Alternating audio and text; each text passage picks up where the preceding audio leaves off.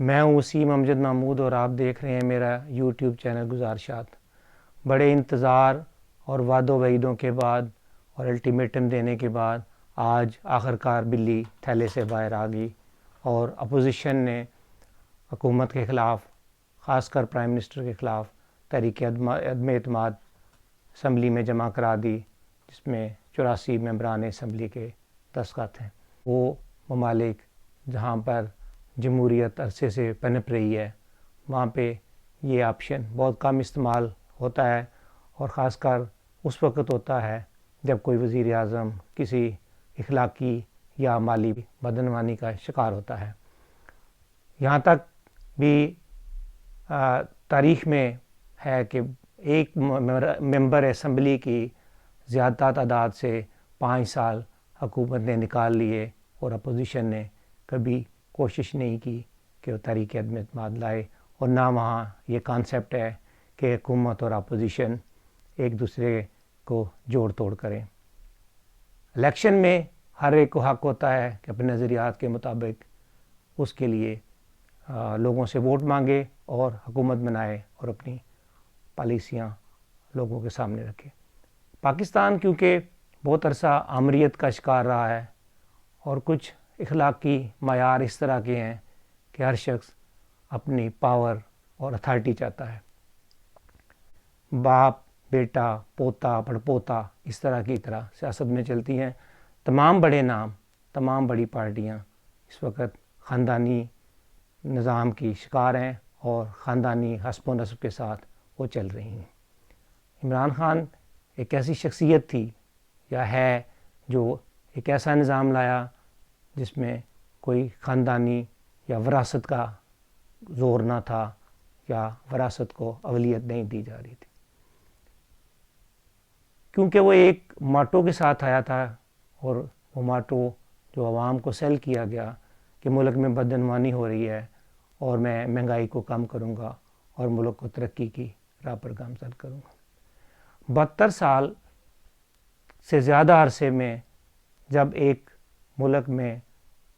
آمریت اور جمہوریت ملی جلی رہے اور حکومت کے لیے سیاسی جوڑ توڑ ہوتا رہا اور پیسوں کی بہار رہی، تو الٹیمیٹلی وہ معیار جو ہیں وہ گرنے شروع ہو جاتے ہیں۔ کچھ عرصے سے بلاول بھٹو زرداری جو ہیں وہ کافی ایکٹیو ہیں، اور وہاں پھر پی ڈی ایم میں لوگ اکٹھے ہونے شروع ہوئے اور یہ پلان کیا کہ اب عمران خان کی حکومت کو ہٹایا جائے۔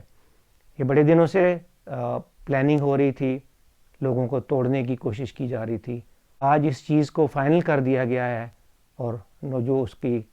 تحریک عدم اعتماد کا نوٹس یا درخواست ہے وہ اسمبلی میں جمع کرا دی گئی۔ اسپیکر کتنے دن لیتے ہیں وہ قانون میں وضع ہے، 21 دن کا ٹائم ہے، 21 دن کے اندر اس کے لیے ووٹنگ ہونی ہے، اور 172 ممبران اسمبلی جو ہے اپوزیشن وہ لے کر آئے گی۔ اس قرارداد کو جو عدم اعتماد کی یا نو کانفیڈنس موشن ہے، اس کے پروز اینڈ کانز بہت ہیں۔ کیا حکومت ٹوٹ جائے گی؟ کیا اپوزیشن ہار جائے گی؟ اگر حکومت ہار جاتی ہے اور اپوزیشن نو کانفیڈنس موشن لے آتی ہے تو اس کے لیے سب سے پہلے تو اس کو الائز جو ہیں حکومت کے ان میں سے کسی کی مدد چاہیے، جو ابھی تک تو کامیابی نہیں حاصل کر سکے۔ صرف ایک جہانگیر ترین گروپ ایسا ہے جو ان کی مدد کر سکتا ہے، اور کل سے علیم خان خاصے ایکٹیو ہیں اس سیاست میں۔ لیکن کیا یہ جو جوڑ توڑ ہے اور یہ جو ترین گروپ ہے، اس کی مدد حاصل کرنے کے بعد حکومت کو توڑا جائے گا؟ اگر حکومت توڑ دی جاتی ہے تو اپوزیشن نے ابھی تک کسی کو پرائم منسٹر کی پوسٹ کے لیے نامزد نہیں کیا، اور یہ ایک ایسا مشکل فیصلہ ہے کیونکہ مہنگائی پہلے ہی عروج پر ہے، اور پیٹرول کی قیمتیں دنیا میں بڑھ رہی ہیں، پینڈیمک کی وجہ سے اور ہی حالات خراب ہیں۔ صرف پاکستان ہی نہیں، تمام دنیا اس کی زد میں ہے، اور یہ خاص کر رشیا اور یوکرین کی اس جنگ کے بعد تو پیٹرول ہر روز ایک نئی بلندی کو ٹچ کر رہا ہے۔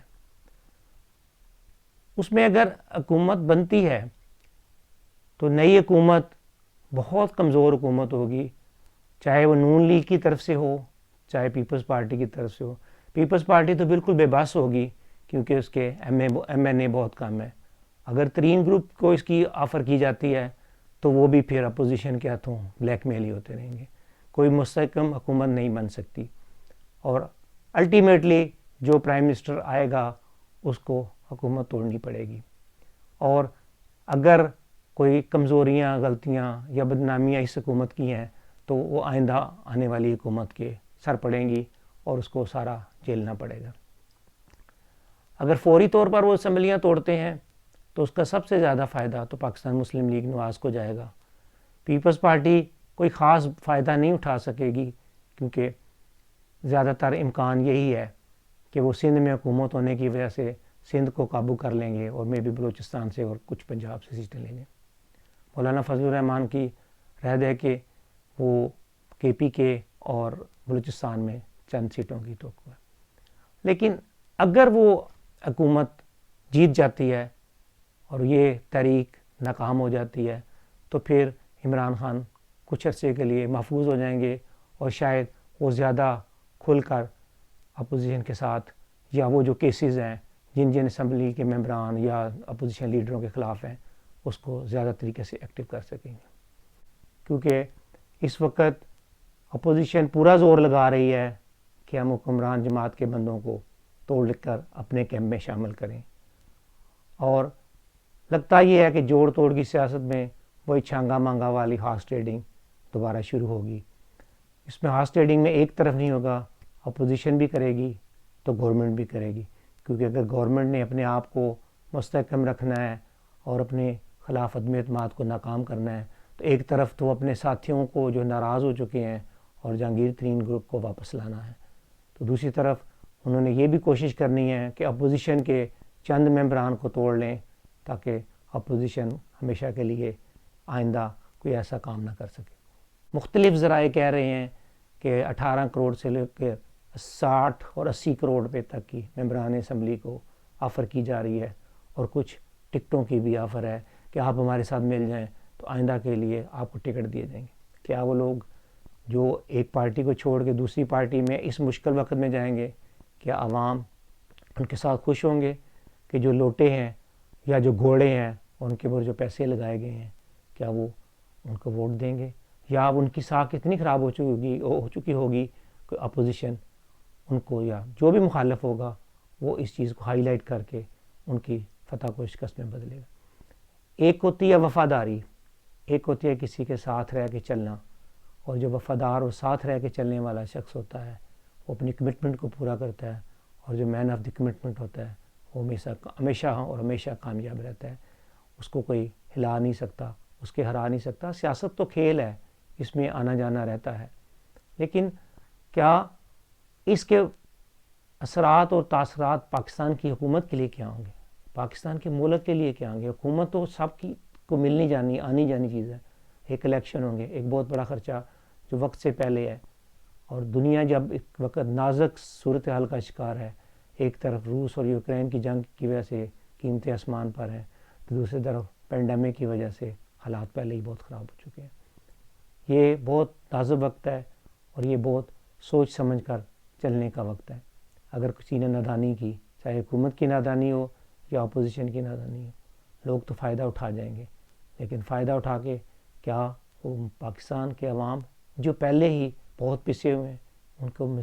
مزید کسی مصیبت کا شکار کر دیں گے؟ یہاں کیا ہو رہا ہے؟ سیاست میں باپ دادا کی سیاست چل رہی ہے، وراثت کی سیاست چل رہی ہے۔ ملک کے لیے کس نے کرنا ہے اور کیا چیز لے کر آپ چلیں گے؟ کیا جو نئی حکومت آئے گی وہ فوراً چیزوں کو درست کر دے گی، یا وہ پھر سمجھنے میں ٹائم لگے گا؟ اگر سب لوگ اپنا اپنا وقت پورا کر کے جائیں تو ایک ایسا کام ہو سکتا ہے جو ملک میں جمہوریت کے لیے ایک بہت ہی کامیاب سفر ہوگا، اور ہر شخص اپنا کام کرے گا۔ تو یہ کام ہر شخص اگر اسی صورت میں کر سکتا ہے جب آپ ایک صحیح نظام لائیں، جیو اور جینے دو کی پالیسی پر چلیں، لیکن افسوس یہ ہے کہ یہاں ضد اور اقتدار یا ایگو جو ایسا چیز ہے جو لوگوں کو ٹکنے نہیں دیتی اور ایسے فیصلے کرا دیتی ہے جو پاکستان 70 سال سے زائد عرصے سے ان کے نتائج کو بھگت رہا ہے۔ دنیا کہاں سے کہاں پہنچ چکی ہے اور ہم لوگ اور ہمارے سیاستدان ابھی اقتدار، وزارت، جھنڈے والی گاڑی کے پیچھے ہی بھاگ رہے ہیں۔ دنیا کو دیکھیں، دنیا میں کیا ہو رہا ہے۔ اگر یہی حال رہا تو جو فرقہ واریت، جو لسانیت، جو مذہبی انواد ہیں، یہ ملک کو پہلے سے اور برائی کی طرف لے کے جا رہا ہے اور تاریک راہوں کی طرف لے کے جا رہے ہیں۔ اس وقت حکومت اور اپوزیشن کیا تمام عوام کو مل کر یہ سوچنا ہے کہ